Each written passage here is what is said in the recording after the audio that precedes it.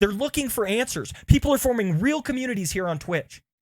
And I think that Satan has us distracted with a lot of internal squabbles on how many angels can dance on the head of a pin. And that we're turning our attention to those things while the rest of the world is fighting with some of the biggest issues the society is facing, and they're doing so without the gospel.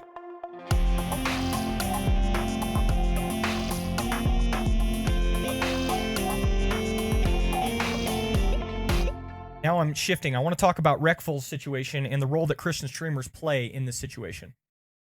Here's what I want to talk about, okay?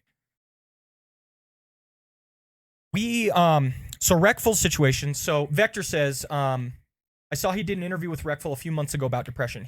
He met with Reckful 6 times. Okay? He met with Reckful 6 times talking about all this stuff. And the man, obviously, I disagree with some of his theology. Okay? And we're going to talk about that. That's what I want to talk about a little bit here, because I disagree with some of his theology. But the man cares, okay? So we can see, if you go later on in this video, he is bawling his eyes out. That's what happens. Piece of us die. The man absolutely cares, and he's trying his best to invest in other streamers and help them, truly help them. So, because every time y'all die, a piece of me dies too. That's what happens. A piece of us died yesterday. And I need your help, and I need you to live. And I need everything that we do here to be worth it. Okay, so you can get a sense of him. This man pours out his soul to these people. Now, his approach is yoga related, and it's related to, how are we... What he does is what old Stoic and Buddhist philosophies do. Okay, so listen to his approach, what he is talking about here. Yoga is the cessation of fluctuations of the mind. That is what I try to teach, first and foremost. First and foremost, this is what I try to teach. Yoga is the cessation of fluctuations of the mind. Now, what this means is, this goes back to old Stoicism and Buddhist philosophies that essentially say your problem is with your desires, okay? Your problem is that you have desires. That's what your issue is. And if I can nullify your desires, then you won't be as depressed, you won't have as many issues, because you are going to, in a sense, not... If you don't have desires, you can't be disappointed. You can't be torn down. Your identity can't be crushed if you are nullifying all of your desires. So this is what he's teaching. Okay, this is the religious and philosophical basis of a lot of what he teaches in his channel. Okay. What does that mean? Fluctuations of the mind. Suicidality comes and goes. The mind has fluctuations. Happiness, joy, sadness, disappointment, excitement. All fluctuations. Did you hear that? Happiness, joy, sadness, disappointment, all of these are fluctuations of the mind. And if you can establish yoga properly in your life, you can nullify the fluctuations of the mind. But here's the problem. If you use this method to get rid of your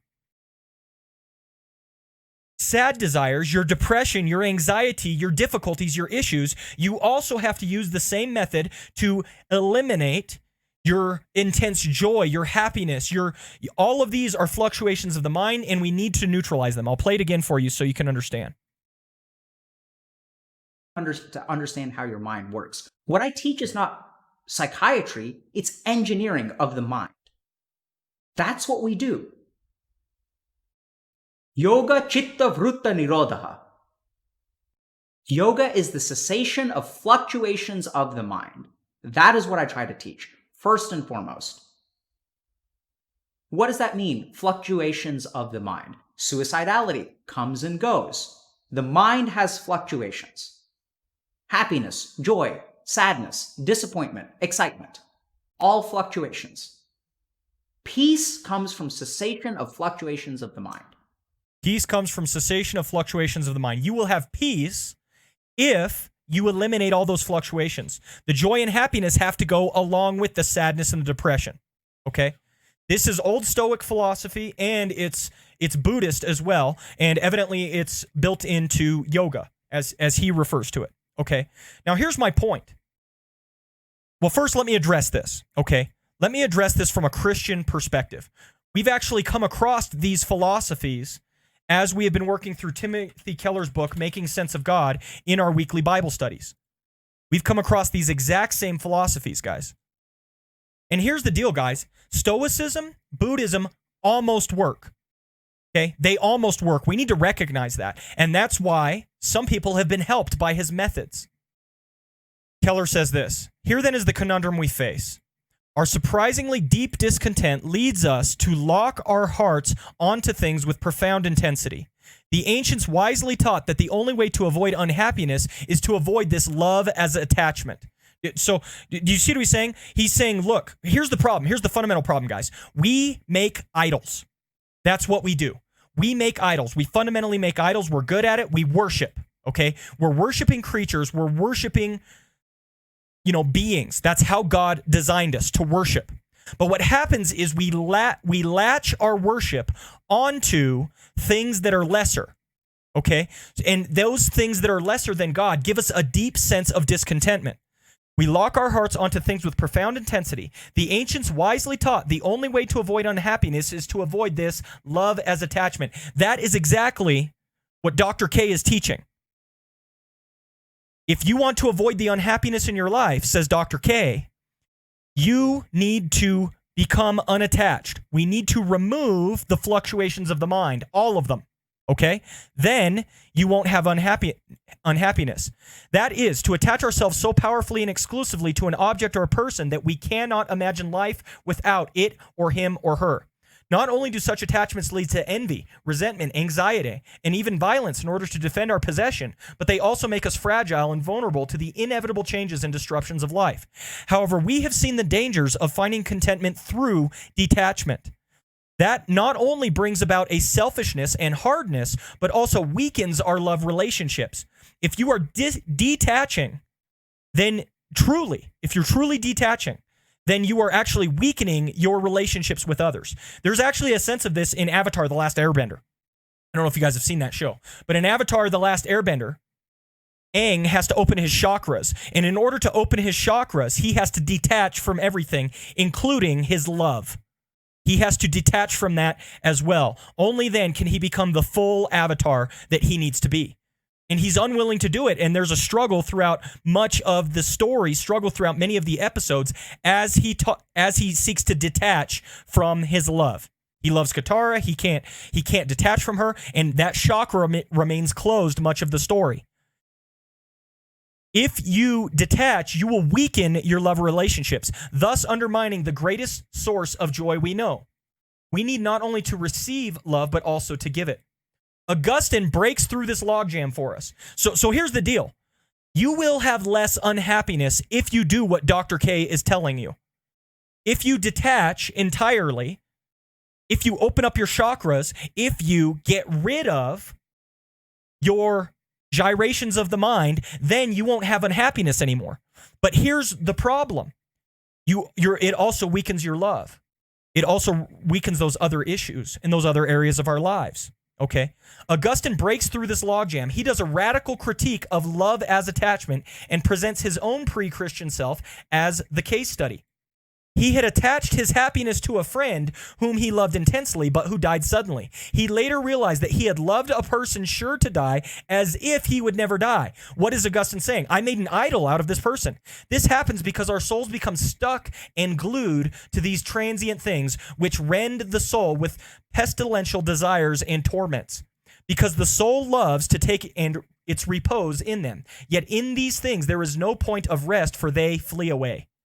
So, Stoicism, Buddhism, Dr. K, and yoga all recognize there's a fundamental problem with our attachment, our loves. But rather than making the solution, we need to change our attachment and love to God rather than these things. They instead make the solution, get rid of attachments entirely. And so it almost works. Almost. Okay? It continues.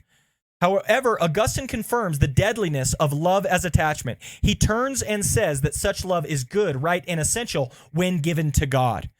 Though idolatrous attachment to earthly goods does indeed lead to unnecessary pain and grief, the solution was not to love the things of life less. That's what Dr. K is teaching, love the things of life less, but to love God more. That's the solution. That's the Christian solution. The problem is not that you love your family or job too much, but that you love God too little in relationship to them. Intense attachment and detachment kill. Don't harden your heart against love, Augustine says, but don't give your heart ultimately to things that you can lose and cannot satisfy. Instead, infuse your heart with a sense of God's love and incline your heart to love him in return. This will be transformative. And I'm going to go down to the bottom. Here then is the message. Don't love anything less.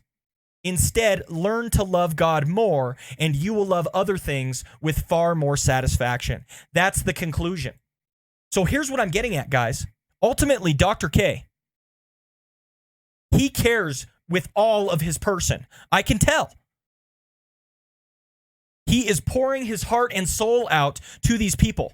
And he has a massive platform right now as essentially, Twitch's psychiatrist, Twitch's doctor. And so many people in our day and age have mental health struggles and mental health problems. And Dr. K is pouring his all out to help these people. Absolutely pouring his all out to help them. But I believe, as a Christian, his solutions are flawed from the start because it stops short. It says to detach rather than to love God more. Okay? Now, I'm not taking issue with the man personally. I think he's trying his best with the tools that he has available. But here's what I'm here to say, guys. Us Christian streamers have better tools to help people with this stuff. The gospel, telling people to turn from their idolatry and to love God more. Dr. K had 6 sessions with Reckful. He tried his hardest, and yet it wasn't enough. And I don't want to question what if he'd been doing this, what if he'd been doing that. I don't know. But I know the gospel is a real tool to help people with real struggles and real problems. And here's what I want to get at finally, guys. This is part of why I wanted to bring this up. Who is the largest Christian Twitch streamer? Who has grown and, has the largest platform? I want to tell you, so far as I can tell, they don't have a platform anywhere near Dr. K's. Anywhere near. People are longing for this kind of truth. People are longing to receive this sort of help. People want answers to their problems, and the gospel is the answer to their problems. And so here's what I'm trying to say, guys. Here's what I'm trying to say. I think we're playing too small a game as Christian streamers here on Twitch. I think we need to catch a bigger vision of what we could be doing on this platform. You can see people are hungry for it. They're crying out for help, and Dr. K has answered the call, and he does his best, absolute best. And I love the man for pouring his life and soul into these people, but I don't think he has the right tools. He doesn't have the gospel. That's not what he's giving them. He instead gives them, let's eliminate the gyrations of the mind so that you're completely stable and we have no issues here. He's using a philosophy that almost works, but doesn't quite work. We are in an era where here on Twitch, where here amongst people, we have mental health as one of the final issues that we need to be fighting. Dr. K actually talks about that in this video. He says this is the final boss, guys. Mental health is the final boss. This is what we're fighting. This is what the whole raid has been about, that we face this final boss together. And there are a lot of people on Twitch that are hurting, and they don't have the tools to help. And here's what I'm getting at, guys. Here's what I'm getting at. We have a lot of infighting in a lot of our different Christian communities. What does this community believe? What does that community believe? And we're constantly caught up with theological discussions, all those things. And that's good. I like theological discussions. But while we're squabbling over essentially how many angels can dance on the head of a pin? Thousands are pouring into Dr. K's stream looking for answers, and they're not getting the gospel. I think we need to be playing a bigger game on here, guys. I think we need to have a bigger vision for what Twitch streaming can be. And I don't have all of the answers, okay? But we love to infight and squabble over theological issues and discussions all the time and get in all of these fights about these sorts of things while thousands are reaching out to Dr. K for help and answers. Name me a Christian streamer that has anywhere near Dr. K's influence. They're not there. Even the largest Christian streamers have what? 50 viewers? 100 viewers? 200 viewers? It's nowhere near this level. And again, I don't know the answers, but why are we all squabbling or fighting over 50 viewers, guys? There's a much bigger game to be played. There's a much bigger vision that I have for the Christian impact that we can have on this platform. I'm convinced that live streaming is kind of the next frontier, guys. People want to do life on life with others. People want to be encouraged and to have hope, and people want to have guidance and direction. They're looking for answers. People are forming real communities here on Twitch. And I think that Satan has us distracted with a lot of internal squabbles on how many angels can dance on the head of a pin. And that we're turning our attention to those things while the rest of the world is fighting with some of the biggest issues the society is facing, and they're doing so without the gospel. Again, I don't know the answers. We need to be playing a long-term game on here. I do know that. But these are major issues, guys, and we're playing way too small a game. We're playing way too small a game. I love what Dr. K is trying to do, but I just don't think he has the full tool set. We do. Christian streamers do. But when we build our streams around chastising people who don't fall in line with our theology, when we build our streams around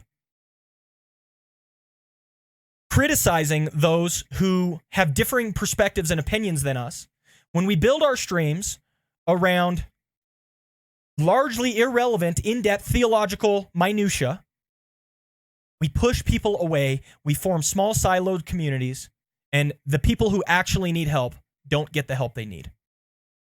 And so I would encourage us as the Christian streaming and Twitch community, Christian Twitch community, to play a bigger game. Pray bigger for the impact we can have. Pray bigger for what we can actually do on this platform. And again, it's a longer term game we're playing, guys. This isn't going to change overnight. But this is part of why I structure my stream the way I do.